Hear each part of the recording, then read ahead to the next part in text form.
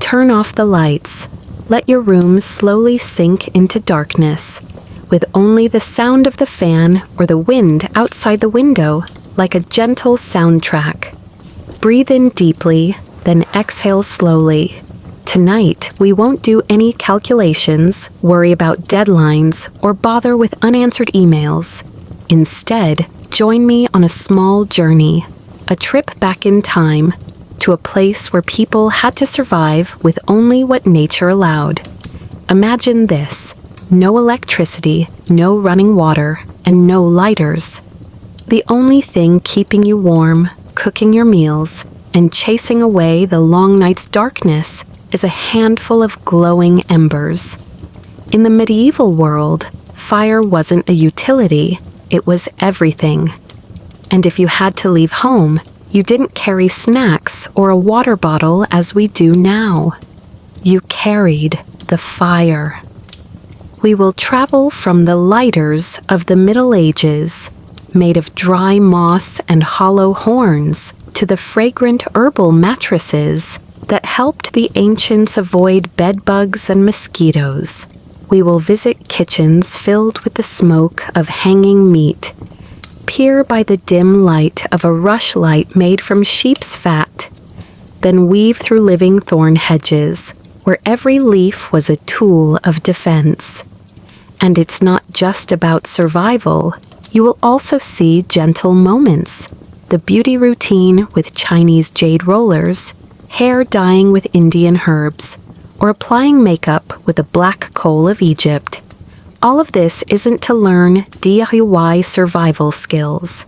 It's just for you to listen, to imagine, and to feel yourself gradually drifting into a world both strange and familiar. A world where the scents of straw, smoke, and herbs blend together, transforming into an invisible blanket that lulls you to sleep. Let your eyes grow heavy. Let your breath become even. And as this story slowly unwinds, you will realize you have begun to drift into a long dream. Imagine stepping out of a small thatched hut on a damp morning in the 14th century. The first thing you carry with you is not a light snack, nor a bottle of water. You carry a fire. From last night's kitchen, a single red ember remains in the hearth. It is gently picked up, wrapped in a layer of dry moss or tinder fungus, and tucked into a hollow horn or a thick leather pouch. Sometimes a little animal fat was added to make the ember smolder longer. This portable lighter was compact, precious, and could easily set your whole cart on fire if you were careless. It didn't shine brightly like a match in the movies, but merely smoldered, like a secret.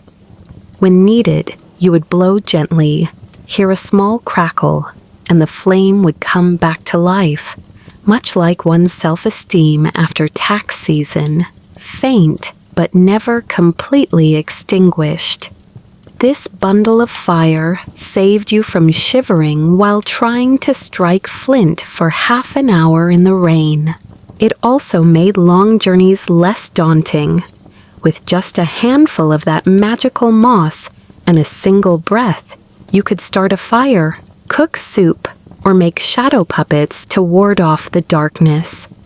Sometimes the fire bundle was even passed around the village as a friendly gesture.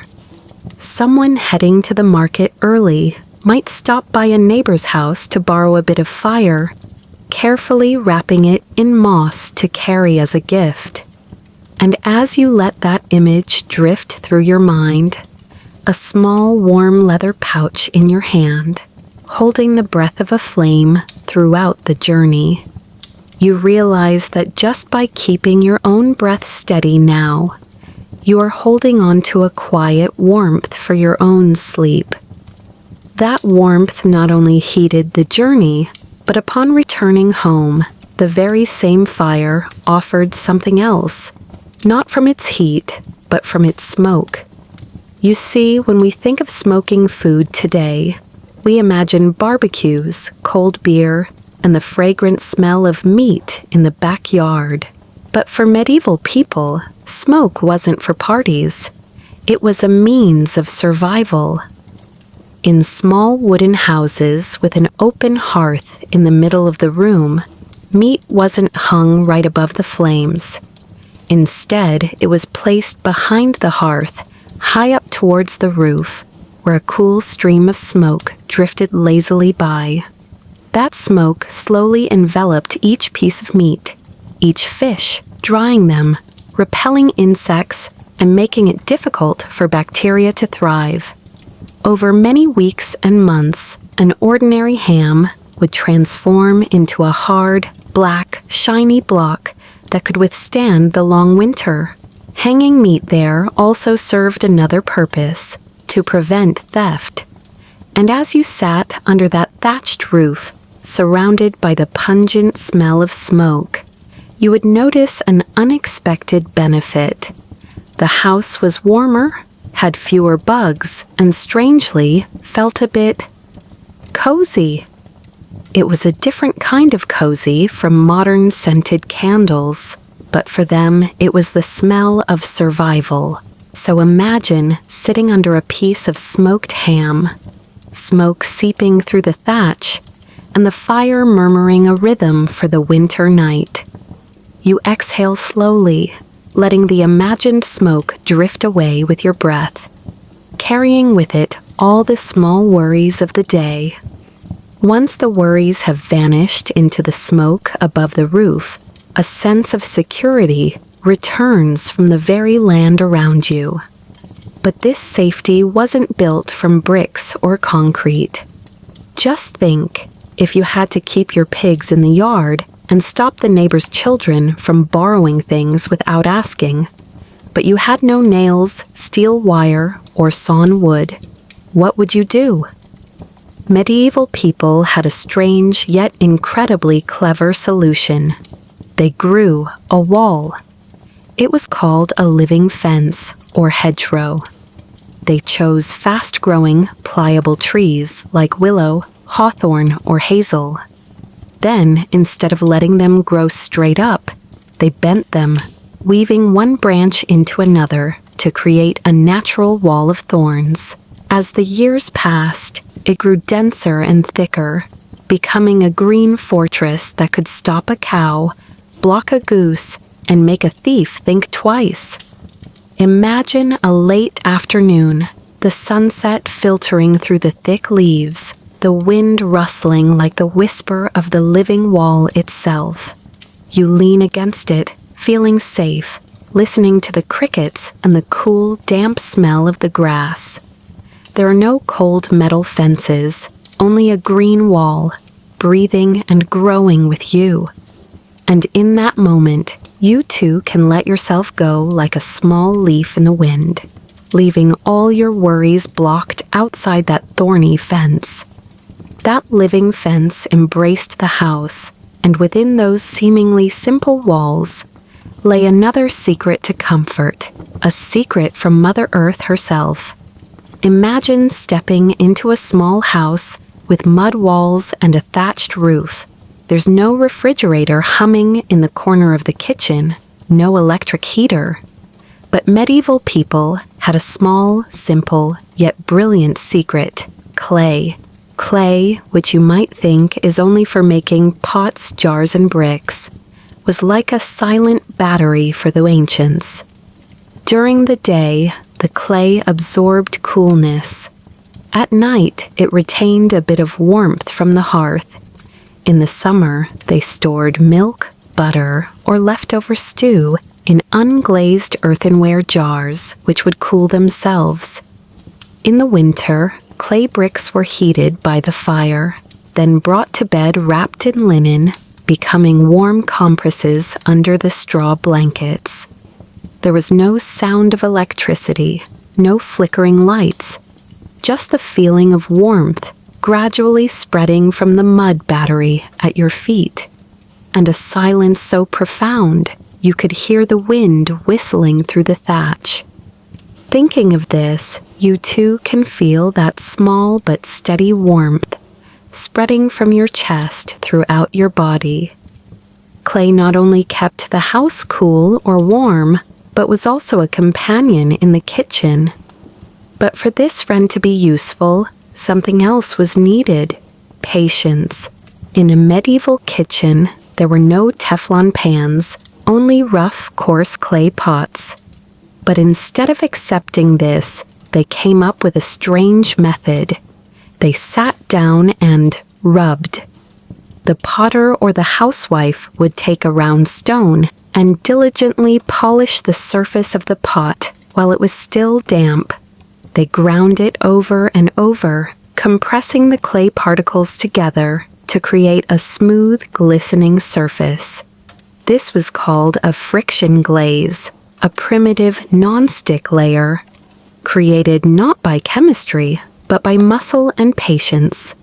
Sometimes they would even apply a thin layer of animal fat before firing the pot.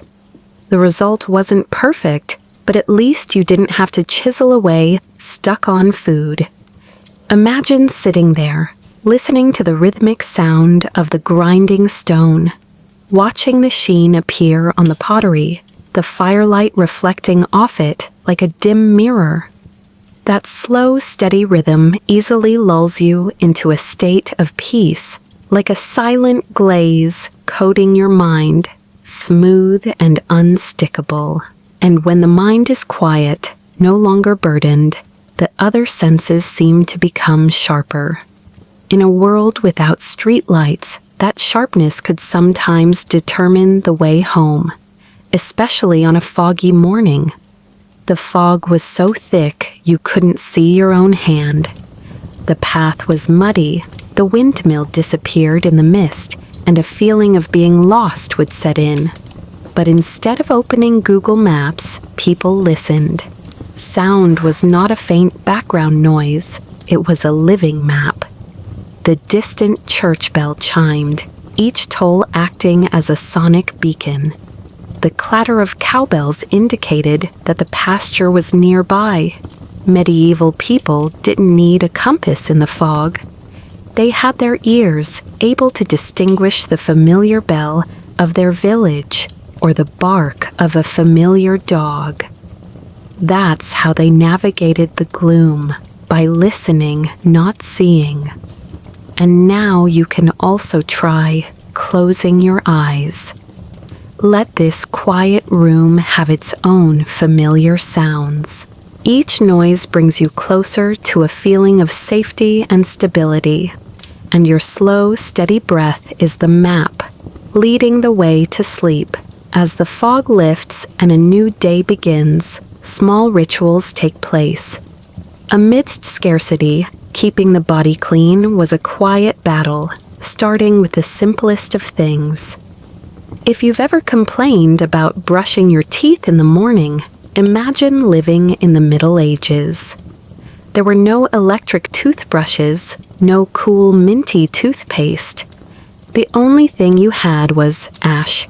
People would burn wood, then take the cooled fine charcoal, grinding it into a black powder and mixing it with coarse salt. The tools were simple: a finger, a small twig, or a piece of cloth. It felt a bit like chewing sand by a campfire. The ash particles scrubbed against the enamel, coarse but effective at removing plaque. Your breath certainly wasn't as fresh as a modern advertisement, but at least you could talk to someone without making them tear up. You can picture a morning in the thatched cottage, light filtering through a crack in the door. You hold a small twig, scrubbing slowly, hearing the faint, gritty sound of ash on your teeth. It's a small, simple ritual, but it evokes the feeling of a new day, washing away worries just as the ash cleanses the teeth.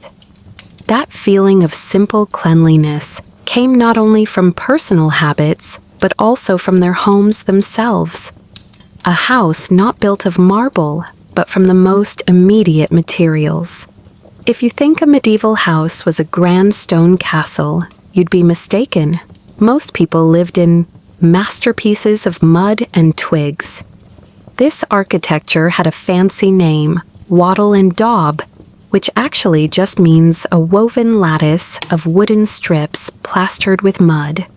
First, they would cut pliable willow branches, weaving them horizontally and vertically like a giant basket. Then the whole family would mix the golden concoction, soil, straw, clay, and animal manure, and plaster it onto the frame. When dry, this wall was surprisingly good at retaining heat and blocking wind. For the ancients, this was home sweet home, a house that smelled faintly of straw and earth. You can imagine a family sitting in such a house, the firelight flickering on the mud walls, and you too can relax, feeling as if you are enveloped and protected by those earthen walls. Those earthen walls protected you from the wind and frost, and when night fell, protection also came from where you lay your head. In a dimly lit room, the bed was not a soft spring mattress, but a simple, coarse sack of straw that rustled under your back. Sleeping on it, you heard not only the wind through the thatch, but also the rustling of bedbugs, lice, and fleas. To combat these uninvited guests, medieval people had a trick. They mixed herbs into the straw. They used mint leaves, lavender, rosemary. The pungent smell wasn't for a relaxing spa experience. It was a natural bug spray. The critters hated it. Sometimes they would sprinkle herbs all over the floor. Sleeping in such a bed, you felt both like you were lying in a meadow and that you were protected. Try to imagine lying on that straw bed now. The cool scent of mint fills your breath. The gentle aroma of lavender soothes your mind. The sound of insects no longer bothers you, only tranquility remains. And you too can let go, letting the imaginary herbs cover you like an invisible blanket.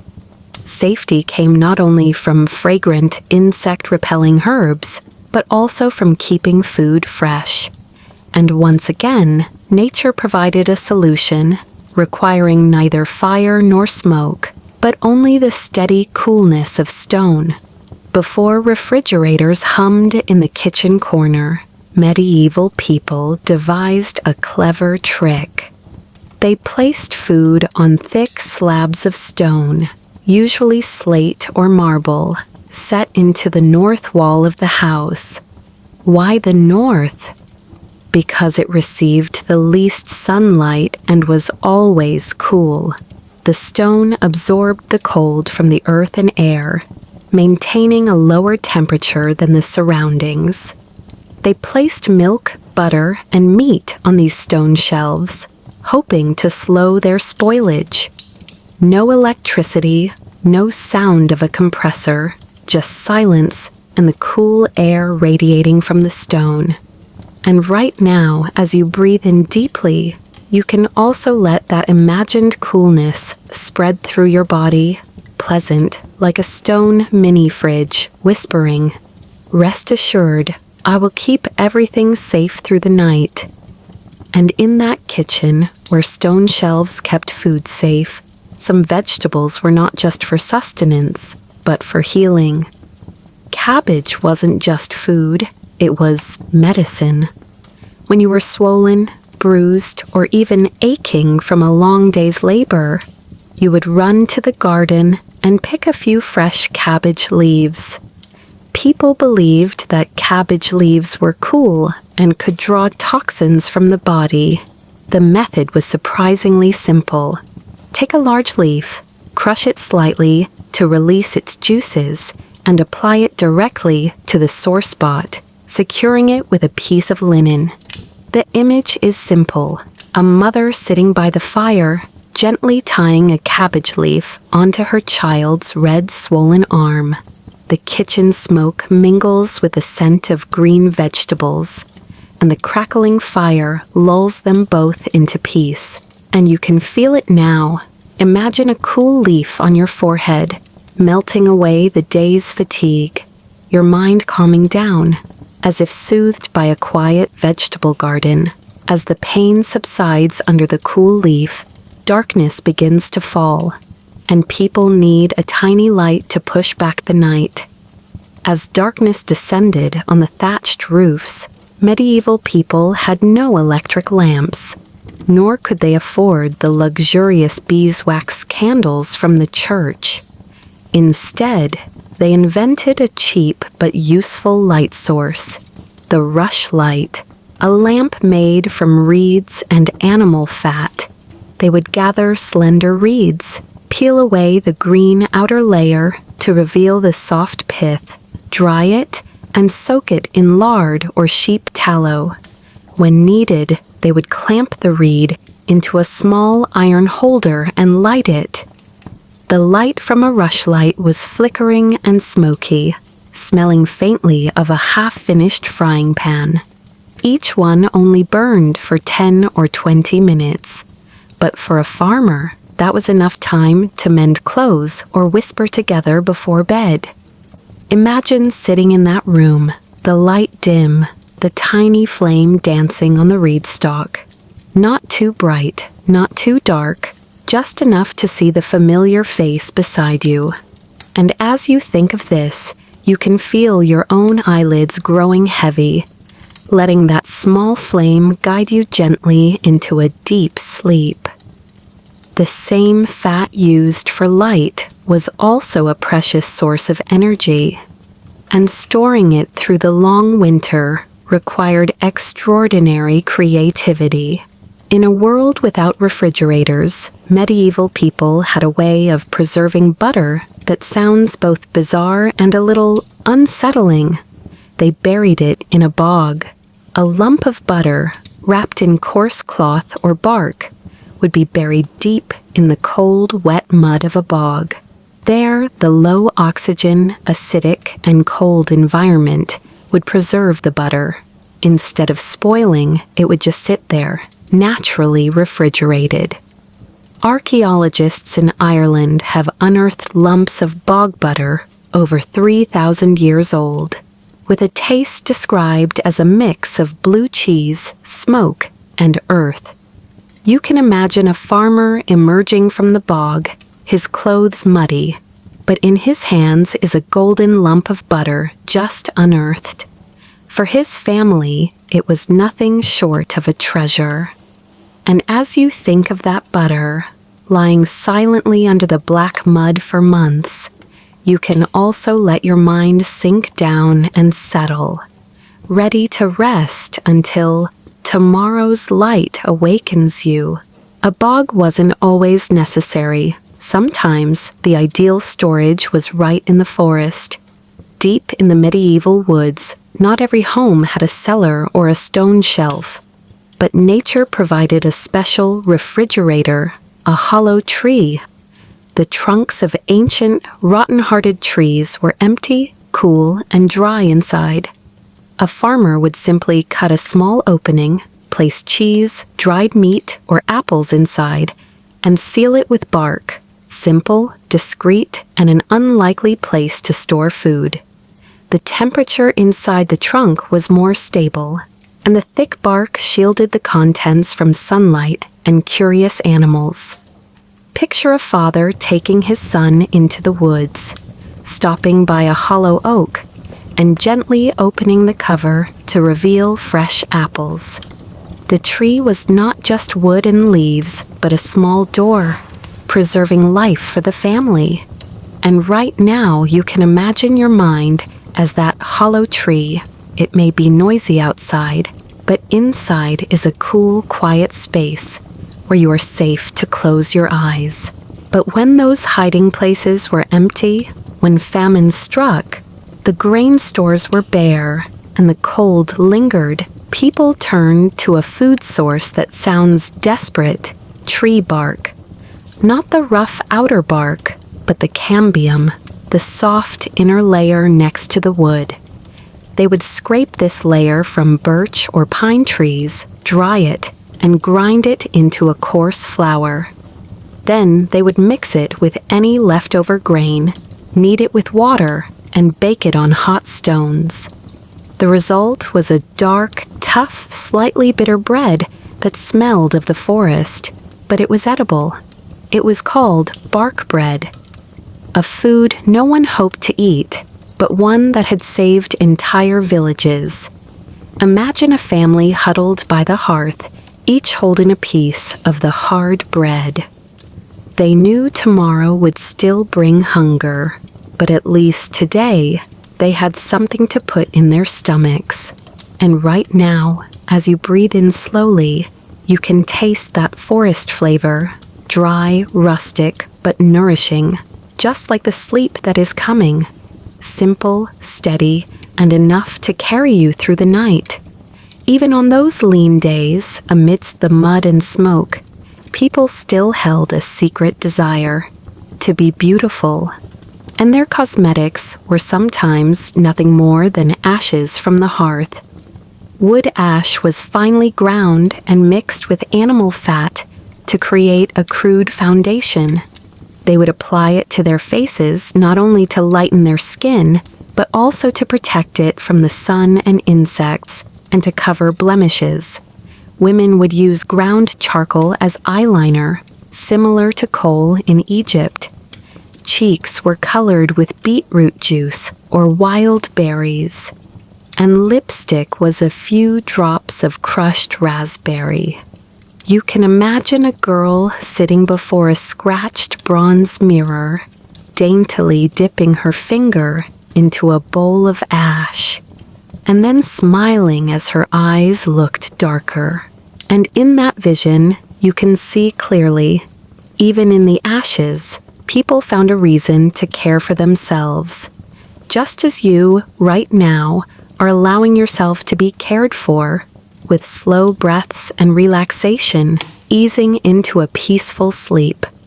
After a long day of work, when the rustic makeup had faded, medieval people also needed a bit of fun to rest their souls. With no phones, no TikTok, their pastimes were simple and warm.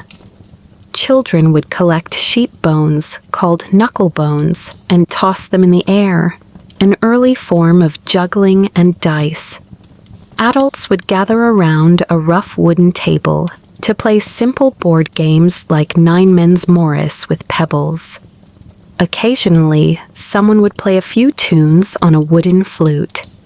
At markets or inns, traveling performers would tell stories through poetry or with string puppets, making the crowd cheer and laugh. Picture a whole village gathered in a courtyard, a bonfire crackling, the sound of laughter echoing in the night, chasing away fatigue. And right now, you too can let yourself smile, just a little. A faint smile is enough to relax your face and quiet your mind, leading to peace and the sleep that awaits. That joy also came from simple self-care rituals. In the smoke-filled houses, a beautiful smile didn't come from a dentist or minty toothpaste. It came from charcoal. The ancients would save leftover wood charcoal, grind it into a fine black powder, and mix it with coarse salt and dried herbs. The mixture was gritty and sharp, enough to scrub teeth clean of food debris and plaque. They used their fingers or a twig to apply the ash. The sensation was certainly not pleasant, but compared to bad breath, it was a better option. Medieval people believed charcoal not only cleaned, but also had a magical quality. It warded off evil spirits. You can imagine an evening in the wooden house, the fire crackling, someone gently brushing their teeth with a twig. And as you breathe slowly now, feel yourself being cleansed, not by charcoal, but by silence, your mind gradually becoming clearer and lighter. Once the teeth were clean, the stomach also needed to be filled before sinking into sleep. When it comes to medieval meals, don't imagine a feast of roasted chicken and wine. For most farmers, the daily food was incredibly simple. The most common dish was pottage, a kind of stew with everything available thrown in: beans, oats, turnips, onions, and sometimes a bit of salted meat. The pottage pot might simmer all day, with new ingredients added, becoming an eternal soup. The bread was usually made from rye or barley, dense, hard, and slightly sour. In the summer, wild greens and berries from the forest were a rare source of vitamins. You can picture a family gathered around the soup pot, scooping up the hot broth. It wasn't lavish, but the sound of spoons against bowls and the simple smell of vegetables became the warm rhythm of their lives. And right now, as you breathe in deeply, you can also sense that rustic aroma, enough to comfort the heart. Just like sleep, no glamour needed, only peace. And to have such a meal, clean water was essential.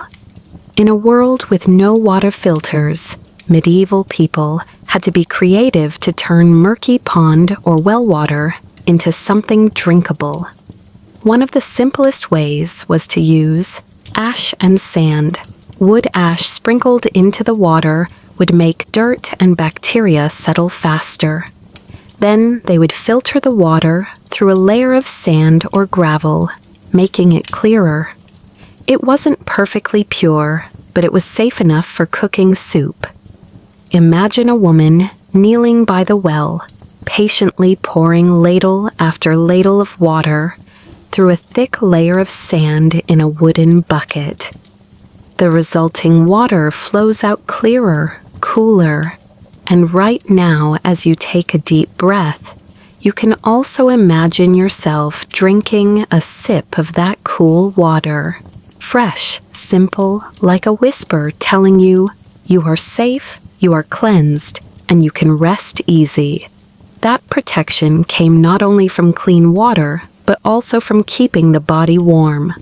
In the bone-chilling cold of a medieval winter, not everyone had a thick woolen cloak or luxurious fur. Poor farmers had to turn to something cheap and readily available: straw. Bundles of dry straw were stuffed into cloth garments or tied in layers over the body. Sometimes they would sew a large sack and fill it with straw, wearing it as a bulky cloak. It was cumbersome and smelled musty, but it insulated well. Straw was also spread on beds as a mattress and used as a blanket. You can imagine a farmer on an early winter morning, wearing a thick straw cloak that rustles with every step. And as you close your eyes, try to feel yourself being enveloped in that warm straw, light, rustling, but safe. The cold outside recedes, allowing you to sink peacefully into a deep sleep. The warmth from the straw was an outer layer of protection, but inside, under the blankets, the ancients had another way to fight the cold. Before electric heaters or hot water bottles, they knew how to warm their beds on a cold night. They called them bed warmers. The method was simple. They would use a metal box or an iron pot with a lid, put smoldering embers inside, and pass it under the straw mattress. For the poor, it might just be a clay pot with ash-covered coals. Placed at the foot of the bed, the hidden flame didn't blaze brightly, only radiated a gentle warmth. Imagine the darkness surrounding you, but under the coarse blanket, a wave of warmth seeps through, softening your body. And right now you can feel yourself lying in that bed, safe, warm, and comforted by the embers, easily drifting into a peaceful sleep. That physical warmth was reinforced by an invisible belief. Medieval people didn't just use herbs for cooking or healing. They also hung them from the roofs and tied them to wooden beams. This wasn't just for fragrance, it was a belief. Amulets from nature. Bundles of dried lavender, rosemary, or mugwort were tied and hung upside down. The scent repelled mosquitoes, flies, and fleas. But more than that, People believed the aroma drove away evil spirits, keeping the family's souls safe during sleep. Some villages believed in garlic, others chose basil. You can imagine a small room where bundles of dried herbs gently sway in the breeze. Their fragrance mingles with the even breathing of the family, like a good night wish from the earth and sky. And right now you can let your mind be like that room, surrounded by invisible bundles of herbs, protected and gentle. Protection came not only from things hung inside the house, but also from what they wore on their feet every day. A farmer's feet were their most valuable asset. They carried them everywhere, but leather shoes were a luxury. So villagers turned to something durable, cheap, and readily available: wood. Wooden shoes, clogs, were blocks of wood hollowed out to fit the foot. They were clunky and heavy, but protected against mud, manure, and the damp cold of the fields. You can imagine a misty morning, the clump-clump sound echoing through the village as people step out onto the wet stone paths. That sound was so familiar, it became the rhythm of life. Clogs weren't a symbol of luxury, but of endurance. They were a reminder that even tired feet would still carry you home. And at this moment, you can feel your own feet resting after a long day. No more clomping, no more mud, just a light, warm feeling, ready for a deep sleep. When the feet were rested and a day of labor was done, people also longed for a little sweetness. In the medieval culinary landscape, sweetness was a luxury. White sugar was rare, but common people had their ways to treat themselves to a simple, sweet delight. Honey was a treasure. Just a spoonful mixed into oatmeal could turn a poor meal into a special treat. In the summer, berries picked from the forest, blackberries, wild strawberries, were eaten fresh or mashed to fill a rustic pie. The dough, made from rye flour and baked on a hot stone, would be spread with a layer of crushed fruit, becoming a farmer's cake. Imagine a summer evening, the whole family sitting outside, passing around a wooden bowl of fresh berries. Laughter mixes with the sweet and sour taste, and right now, as you exhale slowly, you can also feel a little sweetness in this very silence, enough to warm your heart and slowly close your eyes. Besides the rare sweet treats, there was one drink that was always present, bringing simple joy. If the well water wasn't always clean, then small beer was the safe drink of the Middle Ages. Don't think of the golden, foamy beer of modern pubs. The farmer's beer back then was watery, bland, and sometimes sour, but it was a source of life. The beer was brewed from barley or oats, fermented quickly. The alcohol content was so low that even children could drink it. It provided hydration, a little energy, and most importantly, it was safer than drinking from a bacteria-filled river. A rustic meal often ended with a bowl of this weak beer being passed around.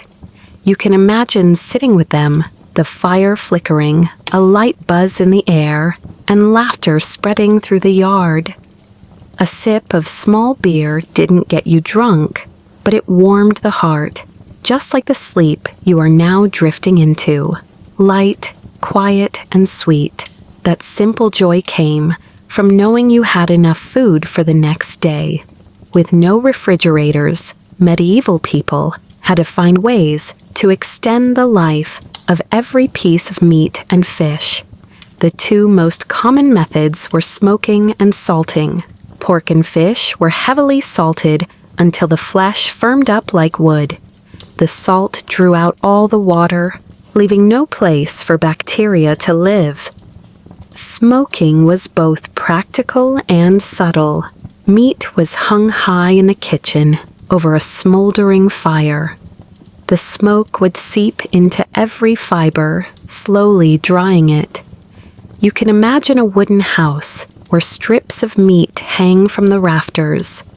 Each time a piece was cut down for soup, the family knew they were eating the preservation efforts of weeks past.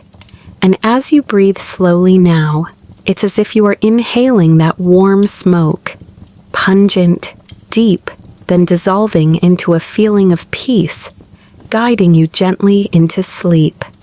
Just as they preserved their food, they also had to creatively shield themselves from the harsh weather. Rain in medieval Europe was a persistent, bone-chilling affair. Lacking raincoats, people crafted their own protection, cloaks made of reeds and straw.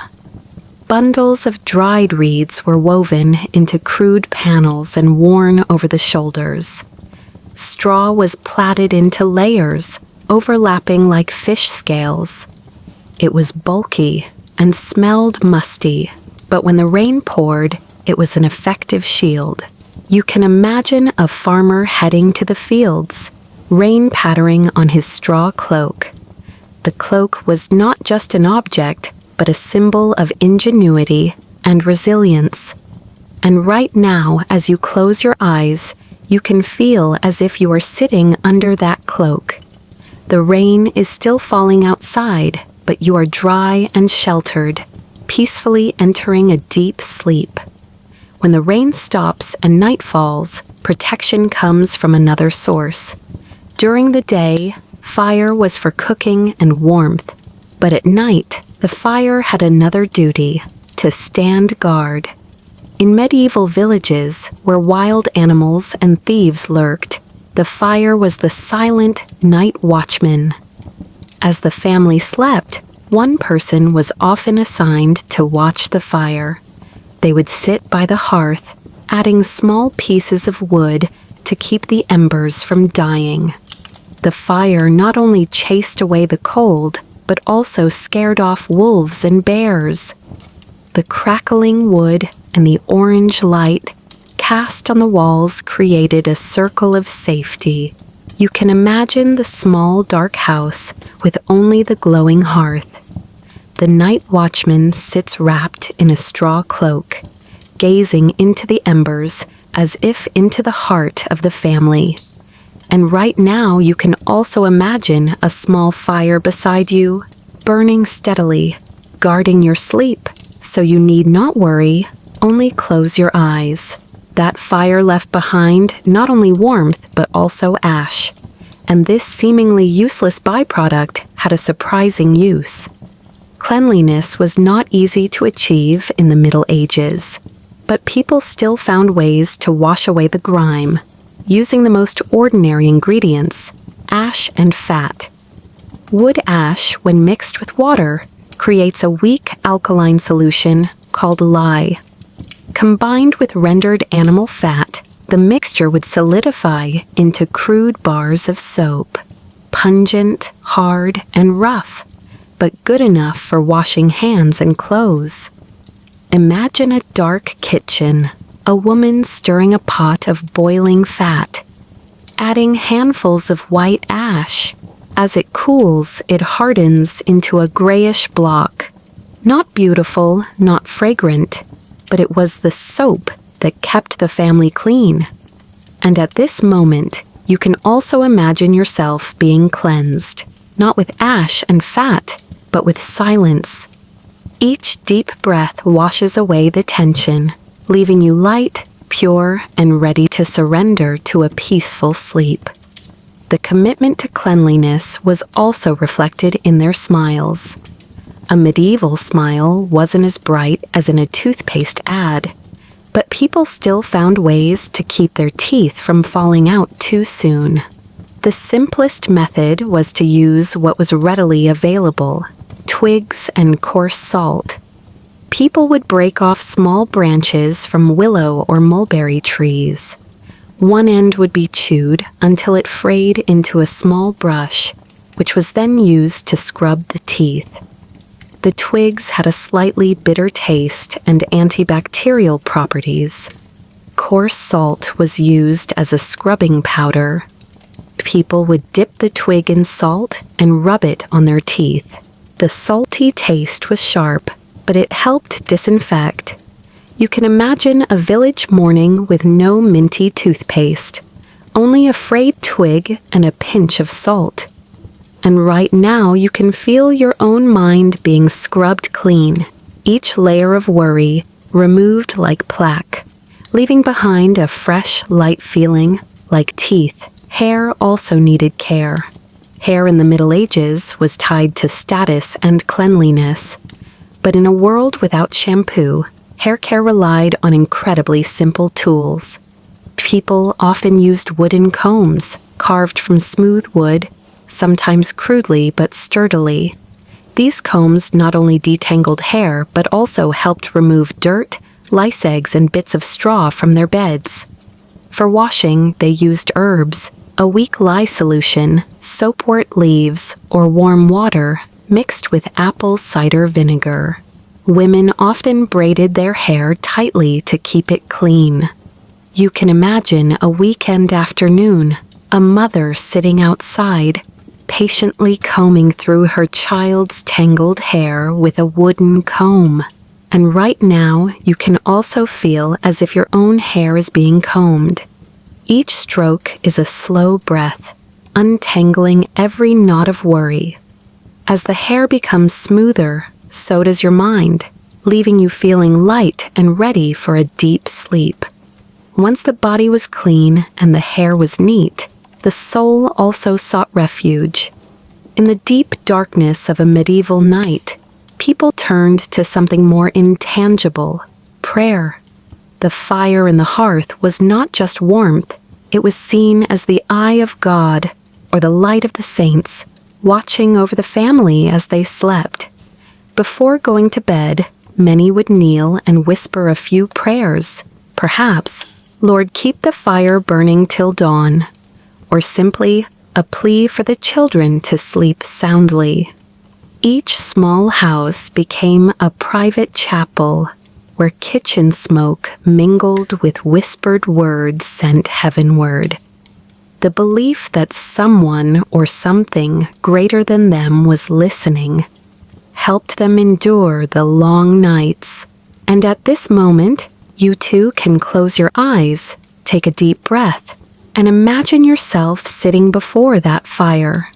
No religion is necessary, only the small belief that you are protected, letting each slow breath carry you into a gentle sleep. That belief was also expressed through tangible objects. In a medieval village, the door of a house was not just for keeping out the wind. It was the boundary between the safe world inside and the frightening things outside. To protect that door, people hung dried herbs as a kind of amulet. Bunches of garlic were tied and hung right above the doorframe to ward off evil spirits. Mugwort and rosemary were considered shields against witches. Some used lavender to make the house smell better and keep children's nightmares at bay. These herbal charms were not just for protection, they were a source of comfort. When the wind whistled through the cracks, the rustle of dry leaves was a reminder. You are sheltered, and right now you can also consider your own breath as an invisible bundle of herbs. Each inhale is a layer of protection, each exhale a release of worry, allowing sleep to come within a safe embrace. Not only herbs but also sound was believed to be an invisible shield. The tinkling, ringing sounds in the wind were not just the soundtrack of the countryside, but also a weapon against evil spirits. On their roofs, many families hung wind chimes made of metal, pottery, or even seashells. When the wind blew, the clear sound would ring out, as if to announce, "This place is guarded." It was believed that ghosts and wandering spirits would be frightened by the sudden chimes and stay away. Imagine a windy night, the thatched roof rattling, but from the porch comes the steady, ting-ting of a wind chime. The sound is both delicate and firm, and right now, as you listen to your own breath, you can also think of it as an internal wind chime. Each inhale is a gentle note, each exhale a release of heaviness, letting your mind chime softly, lightly, and slowly, drift into a peaceful sleep. Those sounds and scents mingled in the air, even coloring the most ordinary objects. Think about your own colorful wardrobe. Now forget all of it. In a medieval village, colors didn't come from a factory. They came from onion skins, berries, and plant roots. To get a brownish-yellow shirt, people had to boil onion skins for hours. For a pale purple, they would crush berries and soak the fabric in their juice. The colors were not bright or long-lasting, but soft, fading with the sun and rain, carrying the hues of the earth, the leaves, and the sunset. Imagine a woman sitting by a steaming dye pot, the warm, earthy smell of plants in the air, patiently waiting for the color to seep into every fiber. This wasn't fashion, it was appreciation. And right now, as you exhale slowly, imagine your mind is a white cloth. Sleep, like a natural dye, is slowly seeping in, gentle and soothing, until you are completely immersed in the colors of your dreams. Their rhythm of life was as slow and natural as the way they made colors. With no alarms ringing, how did medieval people tell time? They looked at the ground. They looked at their shadows. A stick pushed into the earth became the simplest clock. In the morning, the shadow stretched long to the west. At noon, it was at its shortest. In the afternoon, it lengthened again to the east. Farmers watched the shadows of trees and houses to know when to go to the fields and when to rest. Their lives were measured not in minutes, but by the rhythm of the sun, slow and steady. Imagine yourself leaning against a tree, watching its shadow move slowly across the grass. There is no pressure, no rush. Just like that shadow, your breath is shifting, carrying you across the boundary between wakefulness and sleep. Let that natural rhythm guide you, and in that slow rhythm, there was one place everyone would gather. Water didn't flow from a tap. It had to be pulled from the earth. And the place that held this water, the village well, was the heart of the community. Every morning and evening, women and children would gather around the well, carrying heavy wooden buckets. The creak of the rope, the splash of water, mingled with laughter and news. Who was getting married? Whose family had a new baby? All the village stories began and ended at the well. The well provided not just drinking water, but a place to share sorrows and find advice. You can imagine yourself standing by that cool well, listening to the murmur of stories. And now you are also lowering a bucket into the deep well of your own mind. Not to draw water, but to find silence. Let the bucket sink deep, past all the worries, down to the very bottom of peace, where sleep is waiting for you.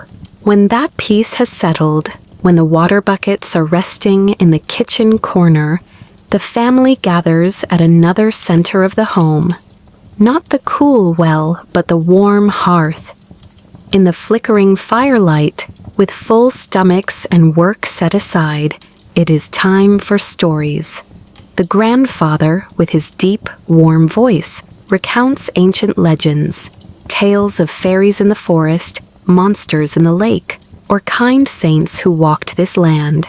The children sit quietly, their eyes wide, watching the dancing shadows on the mud wall, as if they were the characters themselves. These stories needed no books.